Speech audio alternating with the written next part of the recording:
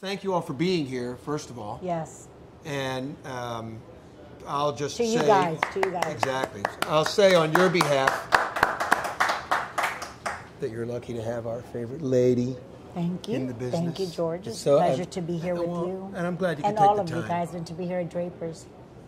Yeah. So today is the release of the third project in the Draper 125 series, and obviously, as you can see by the traffic and that diminishing stack of cigars out there, one that was really, really hotly anticipated.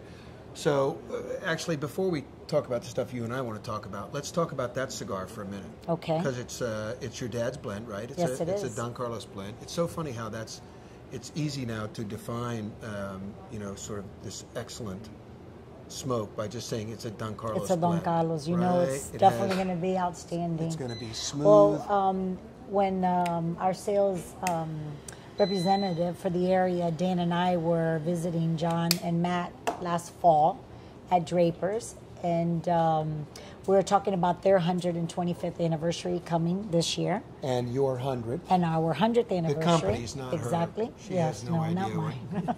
But our company's 100th anniversary. And then as we're walking out, John says, please come back. I want to throw an ideal out. And so we discussed everything. And when I approached my father, they were interested in us being one of the companies that will run promotions with them quarterly for their 125th. My father, without hesitation, and as you know, we make very few private brands, he said, absolutely. Absolutely, for our friends at Drapers, after so many years, going back to the Right. Fred Zanabonis, which you That's it. remember. Exactly. Fred Zanaboni days, and the longevity of our company and the relationship with Drapers, we wanted to be part of it 100%.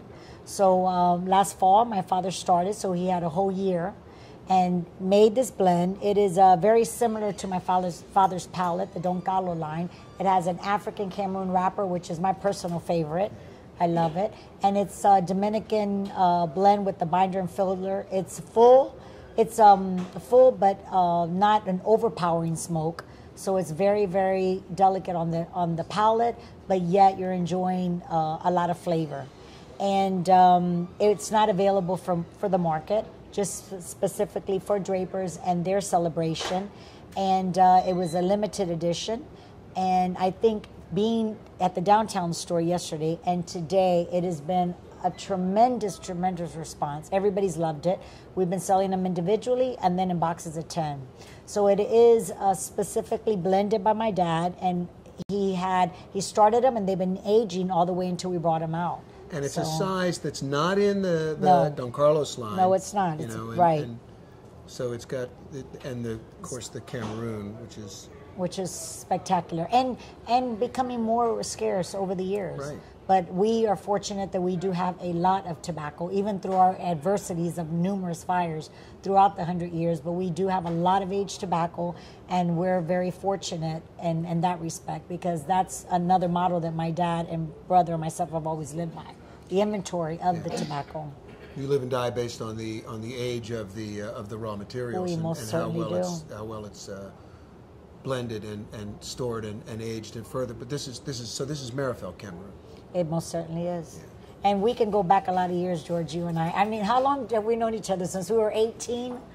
Yes. Yeah, since they tried to stop us from coming on the floor of the show, so you guys can't come in. Your kids would be like, we were one of the "Excuse me, very buyer," and they'd be yeah, like, true story, true company, story. absolutely stop us all the time. And one of the most handsome young men out there, if I may add, and still beauty, is. too. Thank you, and Thank still you. is. It's great. Absolutely. But But it- even during the boom, when times were very different and exciting, but tobacco was very scarce, the Fuente family never changed one thing. And my father stood by his way, and which was the right way, and truly never rushed in the hands of time. But we never changed the Fuente blend. And many manufacturers, unfortunately, because of the shortage of tobacco, Were forced to. And we remain with the classic Arturo Fuentes and the Cameroon wrapper, and still to today we use a lot of Cameroon wrapper, along with many other countries of origin. But my personal favorite is light in the Cameroon wrapper. And this Stanford, it's funny that you said rush the hands of time. That's what I was going to say, that you're the best known face. I mean, if you think about it, the height of the boom, everybody, the message was always, you know, we used to say Don Nobody cigars that were emerging. You know, everybody'd pop up and go, yeah, my family's been in the cigar business for generations. An exciting of but minutes. crazy time, But yes. you were always there as the face of the company and saying, we will never rush the hands of time. Yes. The Enrico portrait. Yes, exactly right. Yeah, the classic. Yes. A classic indeed when you look back at it. But it's been a lot of years and a lot of trials and tribulations that my family's undergone. But we are so fortunate to be able to celebrate our 100th anniversary and to have friends like John and Matt and everybody at Drapers. And so happy that you're part of their team. And they are fortunate to have you as part of their team. Thank you. But nevertheless, most importantly, that we've developed so many wonderful friendships throughout the years. Yeah, and it's amazing how wide they stretch. You all can basically travel pretty much anywhere in the world and be welcomed as the cigar royalty that you are. I mean, it doesn't matter. Even in Very proud markets to be so. which are traditionally not recognizing the quality and the complexity of Dominican cigars. You know, the Asian markets, like you know, seeing in Hong Kong, the stores that are normally jammed only with Havanas and. Fuente, it's still Fuente very Opus X and respected, Don yes. Carlos. It's always And that market's front. growing quite a bit, Yeah. and the European market as well. The Middle Eastern market, the Western Europe market, which has always sort of had a love-hate relationship with non-Cuban cigars. True, true. Well, we have a very good relationship that we've been in joint venture with the Newman family, going back to when my father, Stanford Newman, and my Stanford Newman and my father, Carlos Fuente, I was talking with the gentleman earlier today, with Wong actually, and saying that, you know, they went by just a handshake. They started their business just by a handshake. A lot of people very honorable in the business, and you don't see that as often nowadays doing that. But going back to those days, but our industry used to be that way a lot. All Very kinds of much so. things. Yes. All kinds of deals used to be made. You know, sitting enjoying a cigar and a drink, and a deal would get penciled on a napkin, and a handshake sealed it, and everybody abided by those terms. Yes. But Stanford, being one of the people that, you know, we miss, rest his soul, has gone. Yes. But what a great innovator. but they helped build our business, you know, in the Asian market, in the European market, and together with the Marifel boys as well. Yes. So our market there has grown a lot, but the United States remains our primary market. Are there Diamond Crown lounges throughout Europe now? They're all throughout the United States, and they're branching into Europe. Yes, Dan? Yes. No, like currently there are no Diamond Crown lounges internationally, but we're hoping to expand. Get on that. Yes. They'll be very welcomed. Yes. But throughout the United States, they are doing phenomenal. But I thought about Stanford just because he was a guy who was really a champion of Cameroon. Oh, without a doubt. From the very, very beginning. You Absolutely. know? I mean, and cigars that were never really aimed in the first place at a tobacconist and sort of the upscale sort of snooty customer. The Cuesta Rey always went straight at the heart of the market, and everybody loved him. And any place you went to buy cigars. We have some great pictures of Bobby and Eric and As kids. Stanford. Yes, Bobby and Eric as kids buying Cameroon wrapper with Mr. Newman. The industry misses those older people. Well, I just seen you recently at the Grand Havana Room at the Cigar at the Aficionado Hall of 20th Fame. anniversary. And the original 7 people, my father's the only living. The only one surviving. But all of them live to be more than 90. So there's a lot of longevity in the cigar industry. Yeah. Absolutely. And unlike a lot of businesses, the cigar industry values age and experience as opposed to saying you have to move aside. There's another generation coming. They have better ideas. You know, this is an industry that has always thrived on a transfer of knowledge, a generational shift, but with a tremendous amount of mentoring and. In some instances, I'm sure there's a few people who've kind of said, okay, I'm ready to take over. Could you let me have it? And, well, the youth is eager too, but there's so much knowledge that the older generation has, and the youth looks up to that. I mean, my father now is 77. When he was inducted to the Hall of Fame, he was one of the youngest. That's right. And he was in his 60s. It's looking younger all the time, isn't it? I know, exactly. But we like to think of 60 as young now, right? Oh, without a doubt. But my father was one of the youngest, and he's 77 now. He's extremely involved. I mean, he's a backbone of our industry forevermore. and Well, along with Carlito and myself. Yes. If you look at the group of people that he was inducted with back then, they were all 70s at the time, early 80s, right. but they were all still very active, very active and very influential. Well, Mr. Newman, the day that he passed away, he had his suit and his tie, either red or yellow, that he wore so powerfully, and he passed away at work. He went straight to work, and he was in his chair. And Mr. Inessa it was right after his 90th birthday. That's right. I mean, there was a lot of longevity, so we're hoping that we all make it to those ages as well. And all of them have an extraordinary legacy, either in terms of the tobacco that they raised and how they took care in disseminating it. In other words, who ended up with Oliva family tobacco and how the Inesas worked, and all of the arrangements that you guys have enjoyed over the years with farmers who are extraordinary. But it's really amazing the collection of brands that are out there. You know, today we're so used to kind of the post-boom era where the customer walks in and says, "What's new?" True. Very few people give them the right answer, which is anything you haven't tried. But you know, if you think about it, when we started in this business, and back in those days when they were trying to keep us off the show floor, a few years ago, the idea, just like that, the idea of someone coming in and asking what's new was really anathema. Nobody, you could not convince somebody to change size in their favorite cigar line, let alone, you know, skip a brand. And the notion that you would say to somebody who smokes a cigar from Honduras, "Oh, you should try this Dominican cigar," they'd look at you like you had three heads.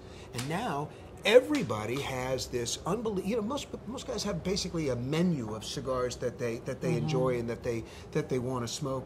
You know, but I think the Cigar Aficionado 20 years ago that they're celebrating now, that they made a difference in the industry in that behalf. That they made it. That there's so many cigars out there, and people wanted to go in and try the different ones. Yep. If they had never had the opportunity, I think Cigar Aficionado was a big impact on the industry in regards to that.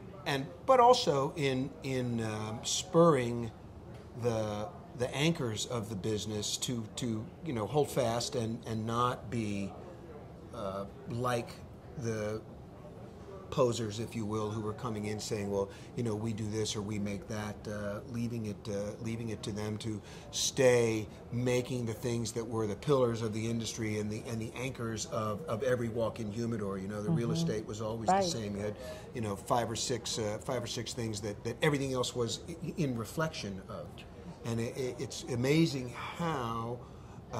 Even as we've come through this period of creativity and innovation and the desire for new young guys to make their mark, you walk in a humidor and the same anchors are there, the Padrones, the Fuentes, there are some new people who have muscled their way in to be like permanent. Well, they came, a lot of them during the actual boom, but they're here to stay. That's right. You know, they survived. Like Lito from Flor de Dominicana, and the industry welcomes them, and we're happy that they're a major component in our industry. Well, everybody needs new blood, but it's the question but the flagships remain right, and they're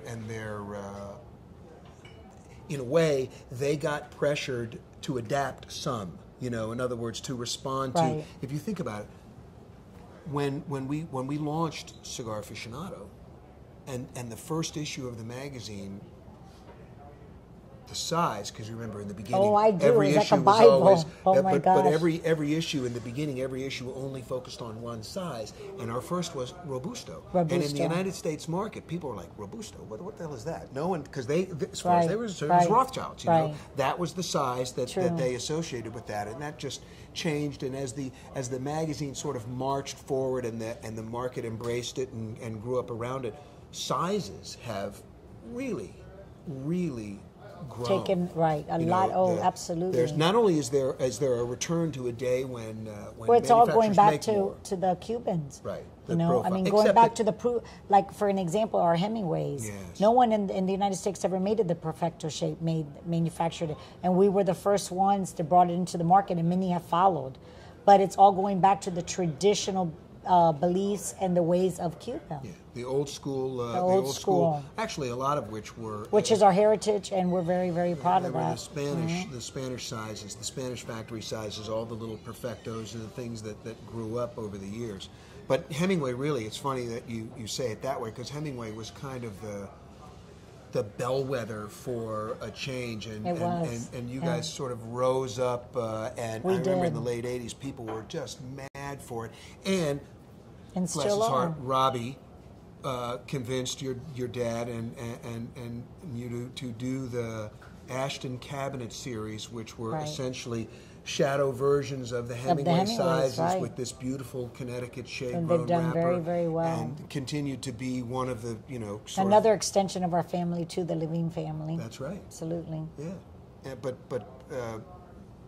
a trend that just kept building is that this, the Figurados, exotic sizes, and these. But in the meantime, now it's morphed into cigars being a part of the obesity epidemic in America. We have ring gauges that are you always that are have a getting, ring. yeah, but No, but it's think true, about though. it. It's, and Now and- we have so many calls for the larger ring gauge. Right. A whole Magnum R series is a larger ring gauge. 52, But through my 54. travels, we're even seeing 60s and 70s, Right. which are extremely overwhelming. But there is a market for it. I think you have to put out the word that there's a tobacco shortage and these things have to be trimmed back. Say, sorry, you guys are just going to have to. If you want a 60, you have to buy a 58 instead. And if you came here to buy a, Right. we'll just. Well, one we'll gentleman reduce asked them. me, will there be a 70 ring gauge available in the Fuente Opus X blend? And I'm like, can you imagine that would send you to orbit and back? Do you remember, do you remember when we first started the creation of Fuente Opus X and we're sitting there in Mesa Luna restaurant? That's right. In Santiago. I remember the first time I tried that Fuente Opus X, I really did feel like I did go to Mars and Right. back You're somewhere exotic. sweating, and Yeah, that's where they're prototypes. right. Yeah, we're all sitting around and trying them, and that was a lot of fun. Those days were different. Well, we didn't A know lot how good of we fun, had it. though, yeah. We really didn't know how good we had it because it was just we were as an industry, really, we were flying under the radar. It got that We were boom flying by the and seat things- of our pants, like they say. But the thing is that we weren't encountering this notion that, first of all, it hadn't already been identified as, oh, well, this is a rich man's sport, and kind No, of it got hadn't. tagged by that, and we hadn't sort of stuck our head far enough up that the health Nazis had said, oh, well, this is a risk that we can't. That's let, another, yeah. And so we just got to go through that period without having to really think twice about that, and the consequence, I think, of the boom, besides having an era when farmers get more money and there's much greater variety of the palette of things that people can enjoy is wide. But now we have to deal with bans, smoking bans enacted so many places, and the tax issues that I think the powers that be decided that the way to do this was sorry, you're right. The way to do this was not to try and legislate us out of existence. It's to tax us and put Well, a somebody crimp on just asked enjoyment. me yesterday, do you feel like you're part of the government? I mean, part of we have gotten into politics strictly because we've been forced to, but we're sticking together stronger than ever. Yeah. All the manufacturers, the Cigar Rights of America. That's- We have been forced to get into that. We have to fight for our business, for And I our remember industry. when all this started. You remember when the first labels came out that were basically state of California imposed, Oh, I and do all remember. all the manufacturers were basically buckling under, saying we're going to put this on, and they had all these rules about how big it had to be and where it had to be placed. I do. And your brother, Said bless his heart, said it's absolutely never going to not. happen. We are not going Not. to deface a box of Fuente, Not. this And magnificent didn't. artwork. Exactly. Oh, it was an insult. It was Yeah, terrible. It was an insult, but it was also Right. it was a great political stand. No, it was absolutely, and we've made many stands, haven't we, in our business? I remember one of the best advertisements that my father even said that was done by Lito. There was a double spread. In Cigar Aficionado, and it had everything, steaks and French fries and whatever it is. Everything is in moderation in life. Everything is in moderation. And my dad has been one who has been an example to us. It's all balance and moderation. We have our choices, and we're all adults here. And in everything that we eat and everything that we do in life, and if we go by that, but nevertheless, the legislation is deciding for us, and we do. So anybody that can be part of the Cigar Rights of America is forever, ever appreciated, because we need each and every one of you to support the industry, to send letters out into our congressmen.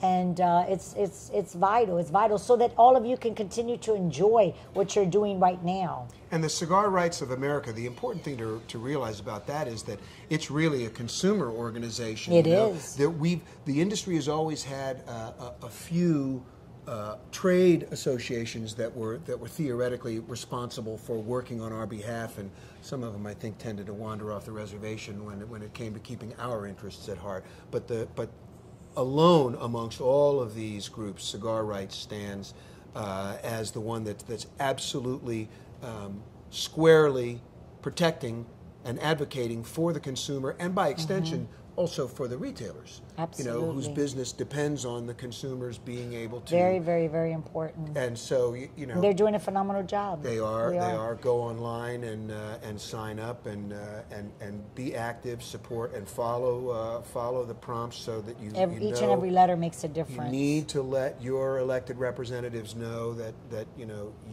you are a smoker, a responsible, and that you vote. And you know, we're lucky in the sense. I mean, today we're sitting here in this place, which is, you know, a buffed up and polished version of the Mike Copperman vision. And Mike is the tireless advocate for CRA. He's the legislative. We thank you. Yeah, and the welcome efforts. you. And he also has a tendency to exert some kind of a magic charm. I'm not really honestly, I've been watching this for a while, trying to deduce the method, because he takes, it's like herding cats, you know, when you have all of these, cigar makers are unbelievably, you know, we're an independent group. We are. And fiercely so, and everybody has their different styles, and so to try and get them to face the same way and, you know, all pull in the same direction and fight the same battle has been a challenge.